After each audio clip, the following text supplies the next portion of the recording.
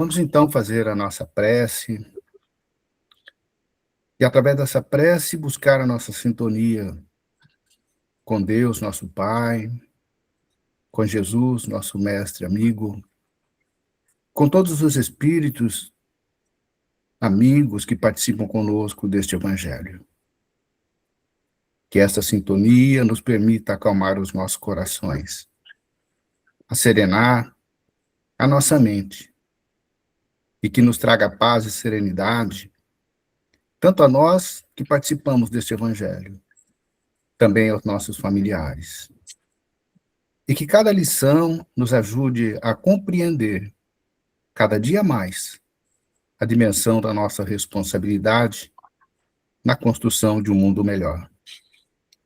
Nesse dia especial, a nossa gratidão a todas as mães, porque foram através de cada uma delas que tivemos a oportunidade de reencarnar mais uma vez para darmos continuidade à nossa existência.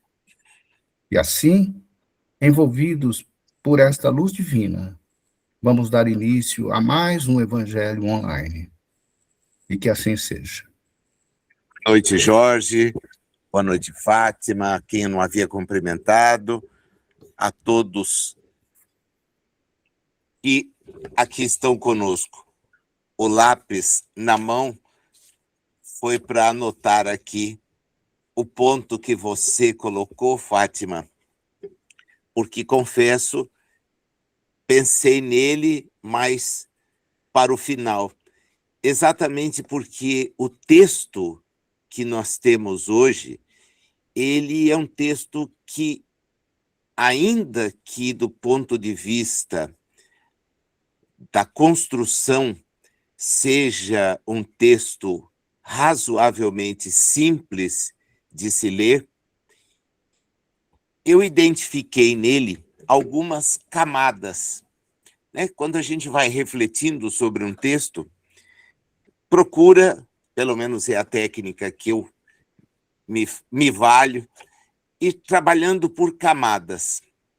E estas camadas foram me apontando algumas coisas muito interessantes que eu gostaria de compartilhar com cada um de vocês que aqui está.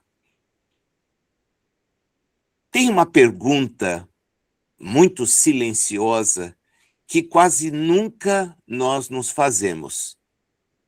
E é: quanto da minha vida eu devo aos outros? Normalmente nós temos perguntas sobre o que recebi pouco, quem me decepcionou, o que a vida me negou, o que ainda me falta. Mas raramente, muito raramente, nós pensamos em quantas pessoas sustentaram a nossa caminhada. Quantos sacrifícios invisíveis me permitiram estar aqui, agora. Quantas mãos anônimas cooperam diariamente para que eu possa existir. O texto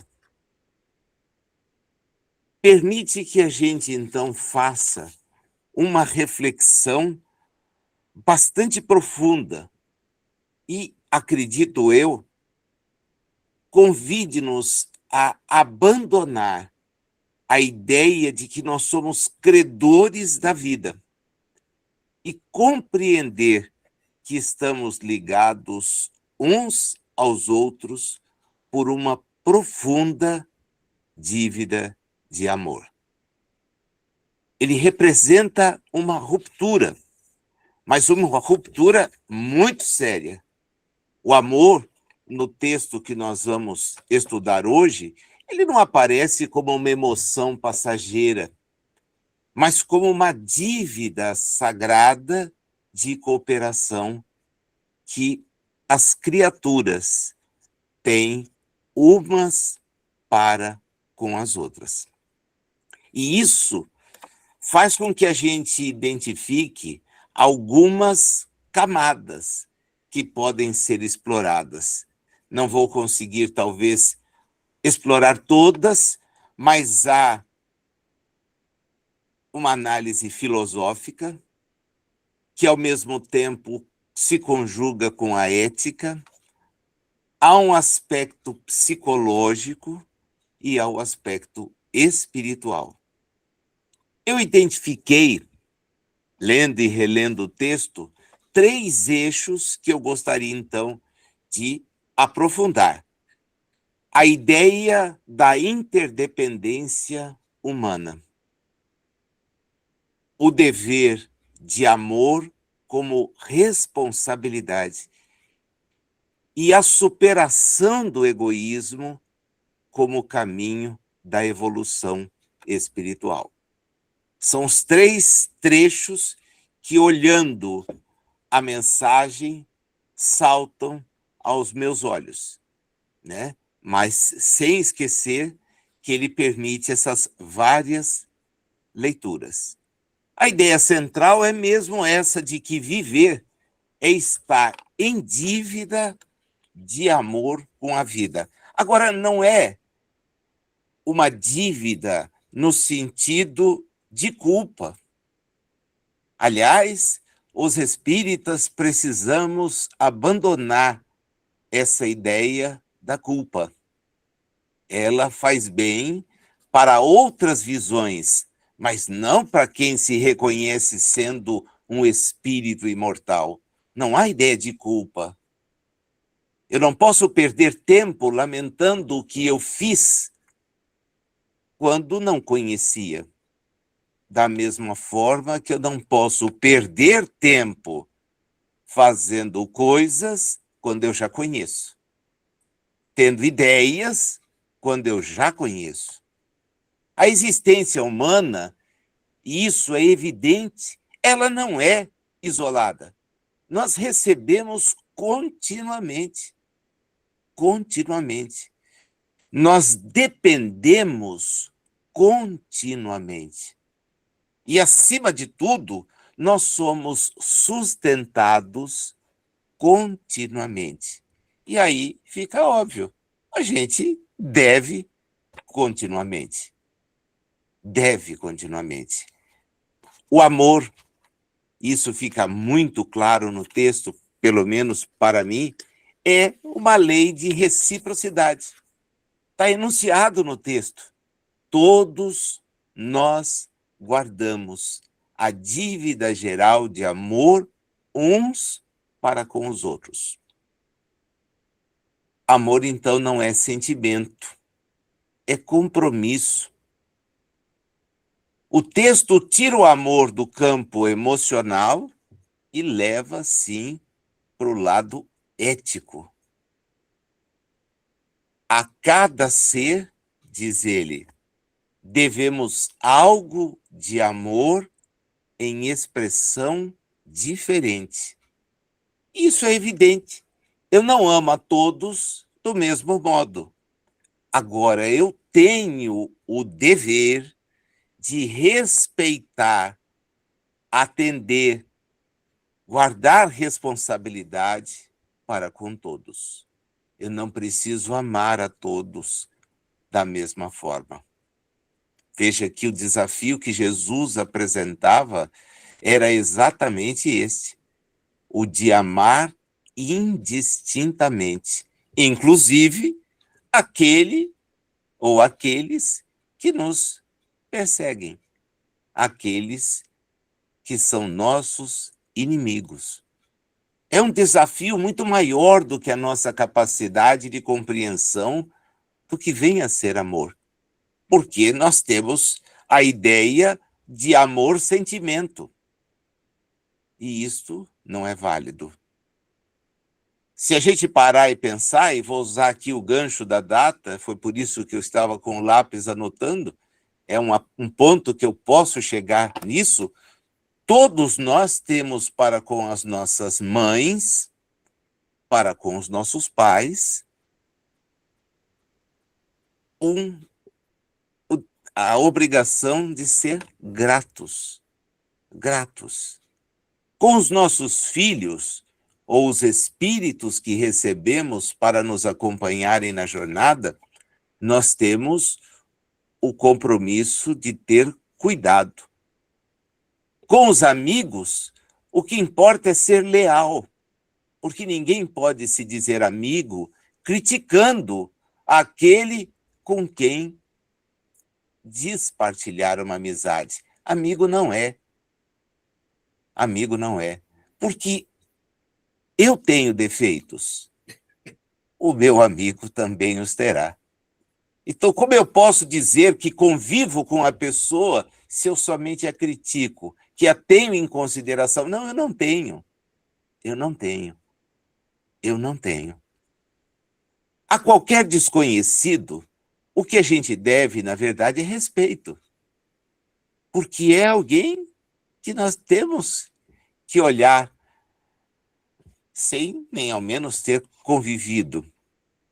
A sociedade, nós devemos cooperação, porque fazemos parte de um conjunto. E dos nossos dias, tem soado cada vez mais forte a ideia de que para a natureza nós devemos a preservação. Então vejam vocês que é um conjunto ético, uma mensagem que guarda uma profundidade de interligações que é fenomenal, fenomenal. E o que ela põe, ela aponta como o ponto de desequilíbrio? O egoísmo. A criatura que desconhece semelhante impositivo não encontrou ainda a verdadeira noção de equilíbrio espiritual. O egoísmo é exatamente esse ponto de desequilíbrio espiritual. O egoísmo é uma doença de percepção. E por que você diz isso, Nazil? É porque o egoísta acha que só ele precisa. Só ele precisa. Ele acredita erroneamente que só ele sofre. E o que é pior, ele acha que o mundo lhe deve. Então é alguém que fica, e Emmanuel qualifica como homem comum, fechado em torno de si próprio. Ele vive fechado em torno de si. Ele é incapaz de perceber essa rede de auxílio que o sustenta.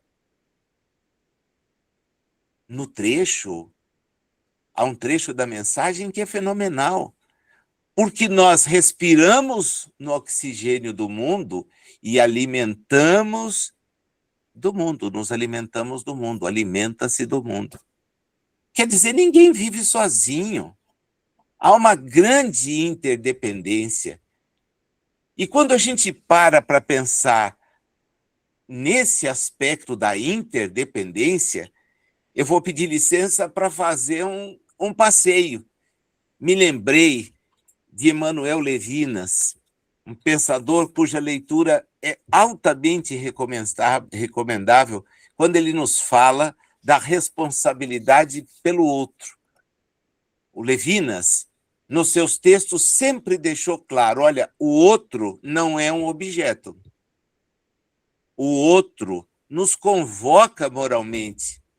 A simples presença do outro cria responsabilidade. Ele defendia que a ética nasce justamente antes da liberdade individual. E isso aparece claríssimo no texto. Todos nós guardamos a dívida geral de amor uns para com os outros. A cada ser devemos algo de amor. Devemos algo de amor. Só o fato de existirmos já implica numa responsabilidade. Então a gente precisa parar e pensar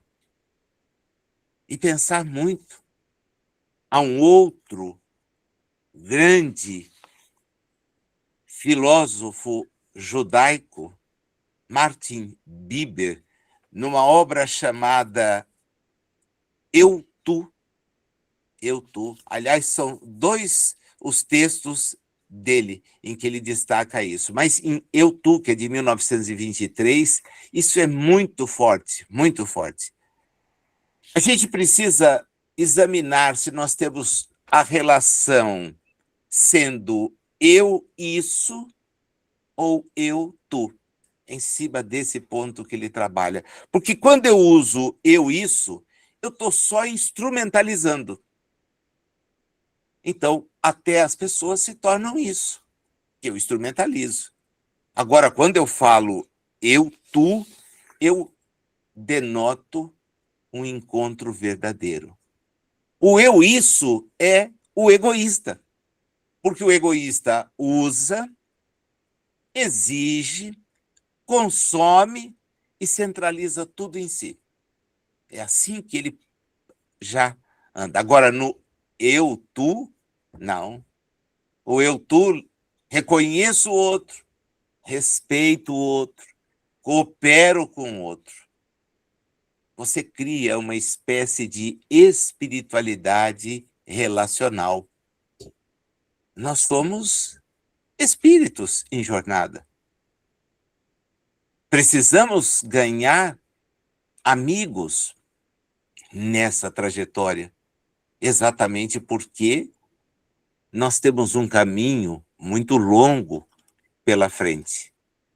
Eu poderia ir a Kant, que muitas vezes não é compreendido, poderia ir a Arthur Schopenhauer, quando ele diz que a gente tem que superar o egoísmo, exatamente pelas mesmas linhas. O homem egoísta vive fechado no próprio sofrimento. E aí ele não enxerga o sofrimento do outro, ele nunca percebe a dor alheia. Ele é capaz de discorrer um tempo imenso sobre aquilo que ele passa ao lado de outro que sofre muito mais do que ele. Mas ele não tem olhos para ver o sofrimento do outro. Ele não tem ainda o despertar para ver que todos estamos em jornada e todos sofremos. Todos. Porque somos espíritos imperfeitos. Imperfeitos. Todo egoísta, como diz Schopenhauer, acredita-se o centro da realidade. O que importa é que eu seja importante. É por isso que ele tem uma frase que é muito repetida, de que a compaixão, ela rompe essa prisão do eu.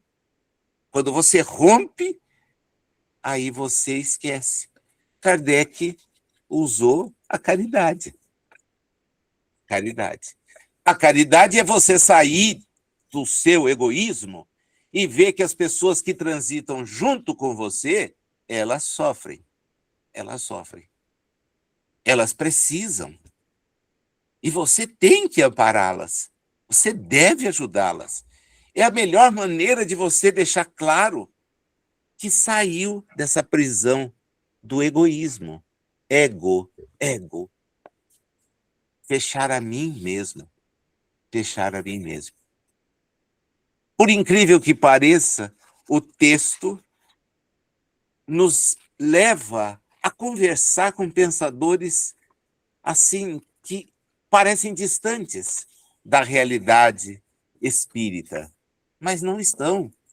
Porque os espíritos, pouco importa a ligação que possuam com visões religiosas, ou até mesmo a ausência delas, o espírito está em jornada. Então, filosoficamente, a mensagem aproxima dessas correntes que eu chamo éticas, né? Que entendem o ser humano como um ser de relação e de responsabilidade. O texto rejeita o individualismo absoluto e sustenta que a verdadeira maturidade espiritual, ela nasce quando nós nos damos conta de que a nossa existência está ligada a outras. por vínculos que podem ser de cooperação, de solidariedade ou de dever moral. A cultura dos nossos dias é claríssima em enunciar direitos. E muitas vezes eu me pergunto, perguntando em voz alta aos meus alunos, se nós estudamos direitos ou deveres. Direitos ou deveres? Porque quando a gente vai em determinadas áreas, percebe uma conjugação de deveres. E só assim nós podemos viver socialmente. Temos para com os outros uma série de responsabilidades. Então, Emmanuel nos chama, num texto assim tão bonito, tão sintético, a esse despertar. Pensa. Tá, você quer ser compreendido? Puxa, claro que quero, mas você compreende pouco. Então, como é que você quer ser compreendido se você não compreende? Você quer auxílio? Nossa, é o que eu mais preciso em alguns momentos. Tá, e por que você auxilia tão pouco? Você quer ser reconhecido? E essa é uma coisa até de rede social. Quero ser reconhecido. Agora, por que nós raramente reconhecemos? Por que raramente reconhecemos? E aí a gente tem que parar e praticamente se perguntar: como é que eu reajo quando eu sou contrariado? Parto para esmurrar? Parto para questionar? Parto para criticar? Nós sabemos ouvir ou só queremos ser ouvidos? Como é difícil manter o que não é um diálogo, né, é um monólogo, uma conversa com alguém que não quer ouvir. E você quer e a pessoa não quer ouvir. E você insiste e nada. Nós sabemos agradecer. Tem uma palavrinha que sumiu da relação, e não é nem o bom dia, boa tarde, boa noite, porque sumiu antes. Né? Sumiu muito antes. A pessoa passa por você e é como se você não existisse. Não é, como dizia minha avó, tem que dar bom dia para cavalo. Você vai passando e bom dia, boa tarde, boa noite. Quer dizer, você vai demonstrando que as pessoas existem à sua volta. O sujeito mora no mesmo prédio, entra no elevador e não diz bom dia para quem está ali. Ah, mas ele não vai me responder. O problema é dele. O problema é dele. Nós sabemos agradecer? A regra é não. Quanta gente nos ajuda e nós não nos dignamos a lhe dizer muito obrigado. Veio servir a mesa em que eu fui almoçar. Servir a mesa em que eu fui almoçar. Eu consegui recurso para entrar num restaurante, levei a minha família e vem lá alguém que não está almoçando com a família dele. Tem outros envolvidos na cozinha, mães que não estão comemorando com os seus filhos. E nós não dizemos à pessoa, muito obrigado. Muito obrigado por ter trazido, muito obrigado por ter me recebido. Não, eu estou pagando, não preciso agradecer. Que egoísmo mais besta. Mais besta. Mais besta. Então, nós nos revelamos criaturas que não são cooperativas. Na verdade, a gente é o que eu qualifico consumidor afetivo social. Ele só consome. Ele quer afeto, ele quer atenção da sociedade, ele só consome. Para esse não tem um código de defesa. Mas não tem mesmo. Não tem mesmo. São coisas que nós precisamos aprender. E por quê? Porque o texto é muito claro. E aí acho que os espíritas somos assim confrontados ou defrontados com o grande exame da nossa maturidade. Porque ele chega exatamente isso. Quanto maior a compreensão de um homem, mais alto é o débito dele para com a humanidade. É aquilo que a gente conhece bem. Conhecimento gera responsabilidade. Então, quanto mais eu compreendo, mais séria é a minha responsabilização. Porque quem compreende mais, enxerga mais. Ele enxerga mais. Ele possui mais recursos morais. Ele consegue obter mais instrução. É o desafio, instrua-se. E tem, então, o maior dever de servir. Não é porque você... Não, você tem o maior dever de servir. Puxa, olha, Jesus inteiro. A quem muito foi dado, muito será pedido. Você tem. Agora, será que você tem? Porque essa é a pergunta que eu me faço. Será que você tem mesmo, Nazil, o que você acha que tem? Será que você conseguiu chegar naquilo que você acha que já chegou? Porque às vezes não. Aliás, é quase sempre não. Quase sempre não. Então, nós temos responsabilidades e são as mais amplas possíveis. A intelectual, evidente, a moral, a da instrução que nós temos e, evidente, gente, a espiritual. A espiritual, né? O texto nos chama para isso. Nos chama. Pensa. Como é que você tem agido? Como é que você tem agido? Ah, Nazil, ótimo. Chega isso em filósofos, questões éticas, mas é um evangelho espírita. Não, não é o evangelho espírita. Espírita é a doutrina. A leitura do evangelho foi feita de acordo com o espiritismo. Por quê? Porque o espiritismo enxergou no texto evangélico aquilo que os outros não querem enxergar. Mas enxergou o grau de responsabilidade. Não chegou a facilidade, não enxergou a facilidade, enxergou o desafio. Mas, em contrapartida, ofereceu suporte que nós nem ao menos exploramos, que é o da ajuda espiritual. O da ajuda espiritual. Pedimos a Deus e Deus há de, vendo as nossas intenções, sempre nos permitir ser amparados. Então, o texto é um passeio por pontos interessantes: consciência, cooperação, responsabilidade, reciprocidade.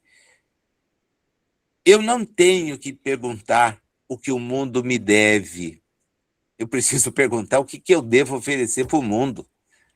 Não é o que o mundo me deve, porque o mundo não me deve nada. Absolutamente nada. Eu é que devo para com o mundo. Quer ver Kardec? Lei de sociedade. A dívida de amor de que nos fala o texto nada mais é do que a pergunta que está em O Livro dos Espíritos. É lei da natureza, vida social? E a resposta, certamente. Deus fez o homem para viver em sociedade. E isso mostra, ninguém evolui sozinho. Isolamento absoluto é contrário à natureza humana. Olha o que eles falam de quem vive emudecido, de quem vive em convento, de quem vive em mosteiro recluso. Deitam o cacete, para usar uma expressão bem simples de entender. Por quê? Porque o cara vive egoisticamente. Ah, mas ele está renunciando. Está renunciando à responsabilidade de viver bem ao lado dos outros. Não somos Robinson Crusoe. Nós somos espíritos. Convivência não é fato biológico, é um instrumento de aperfeiçoamento espiritual. O egoísmo, a frase mais bonita de Allan Kardec, o egoísmo é a chaga da humanidade, porque o egoísmo é a raiz dos males sociais. Quem só pensa em si, o indivíduo fechado em si mesmo jamais vai atuar em favor dos outros. Porque o egoísta quer tudo. Ele só percebe o que precisa e acha que todo mundo lhe deve.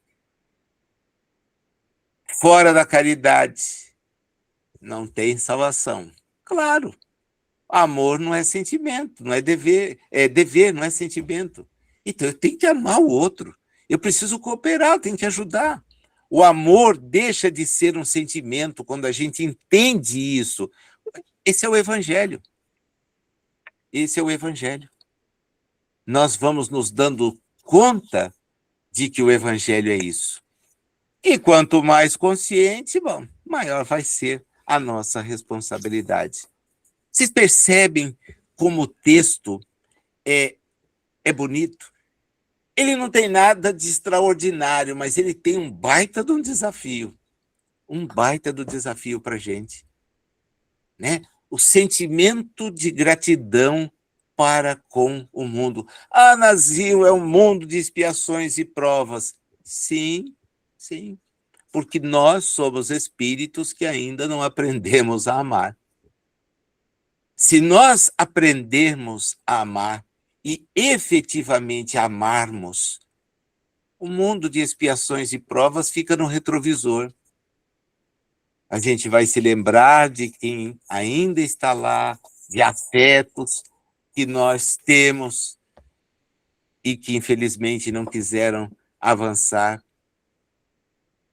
Mas nós, infelizmente, não avançamos. Então, isso é tão importante para que a gente pare e pense. Pare e pense. E desenvolva exatamente esse raciocínio, essa compreensão ampla. Quantas e quantas são as pessoas que nos ajudam?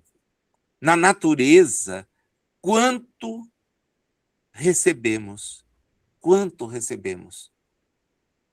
Começa que estamos aqui reunidos há alguns minutos e o ar que respiramos manteve o nosso corpo em atividade. À exceção daquele que está num balão de oxigênio e que paga para poder utilizá-lo, porque ele é engarrafado e depois colocado à disposição, todos nós outros desfrutamos do oxigênio sem nenhum tipo de remuneração. Isso mantém os nossos corpos existentes. A ausência faz com que o espírito seja libertado e tenha que recomeçar uma nova jornada. É só isso. Quanto custa observar o final da tarde? E para perceber o início do dia? Absolutamente nada. A beleza da lua, do céu estrelado, da chuva, absolutamente nada. Absolutamente nada. Olha quanta coisa à disposição do espírito num mundo que é de expiações e provas.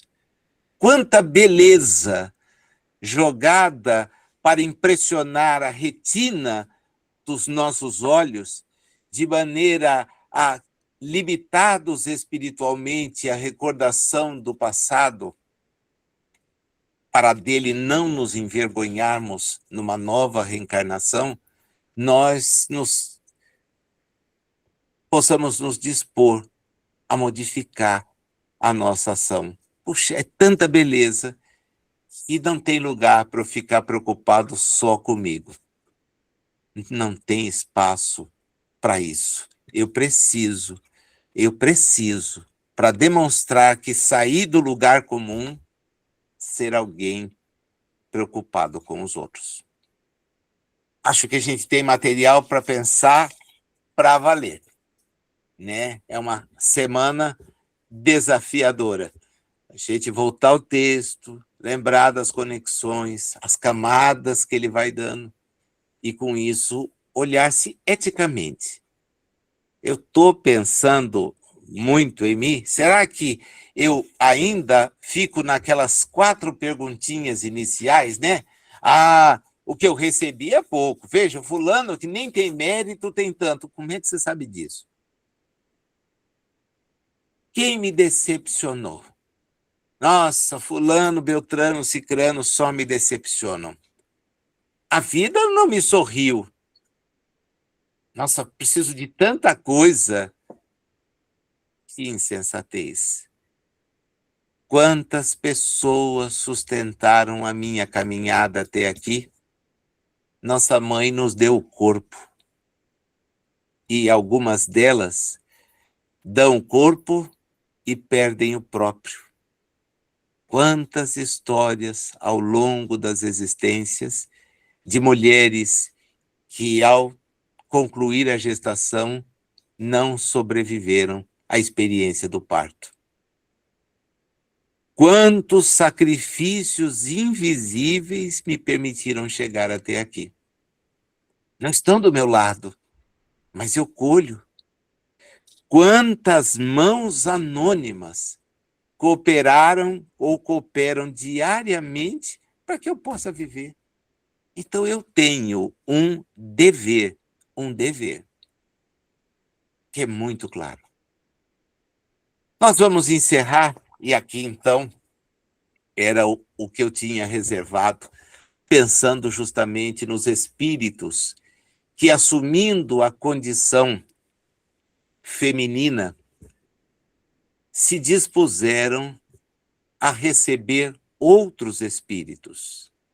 Há uma ideia equivocada que a geração é que constitui a maternidade. É equivocada, né? Ser espírita pressupõe ler as coisas de uma maneira bem mais atualizada. Corpo gera corpo, mas espírito não gera espírito. Então, aquelas que se dispuseram, e basta olhar a lei de justiça, amor e caridade para ver onde está posta a maternidade, vale a pena ir ao Livro dos Espíritos e identificar onde os espíritos e Allan Kardec colocaram a maternidade, pelo tanto que ela significa de renúncia. Eu gostaria de, nesse instante, com vocês, nos lembrar daqueles espíritos que, como mães, nos deram a presente oportunidade. O quanto sofreram, o quanto sofrem, o quanto se empenharam para que nós pudéssemos ter uma nova existência. São tantas que certamente temos um anel de solidariedade que se perde. São vários vínculos.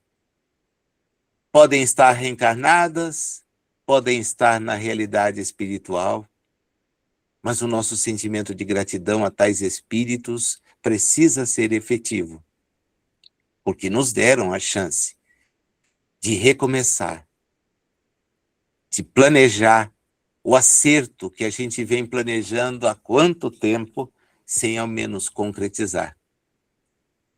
Nos lembrar daquelas que, mesmo tendo se sacrificado, são ou foram esquecidas.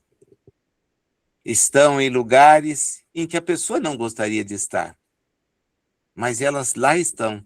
Talvez hoje alimentando o desejo de receber uma visita, uma ligação, mas a alegada falta de tempo muitas vezes impede de se fazer isso.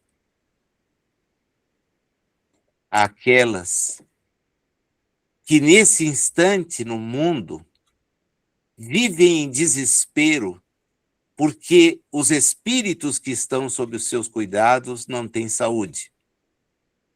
E elas velam, muitas vezes sem ter condições de medicar adequadamente, por esses espíritos que se dispuseram a receber. E que, às vezes, com uma tristeza que deve ser mais ou menos similar à de um punhal cravado no coração, tem que se despedir dos corpos daqueles filhos, porque não foi possível que eles continuassem a existência. Não pelos exemplos, pela falta de exemplos que elas tenham dado, mas pelas doenças, pelas amizades, entre aspas, que eles contraíram e que os levaram por caminhos tão equivocados. A dor de uma mãe numa situação assim é uma dor que dificilmente será suplantada.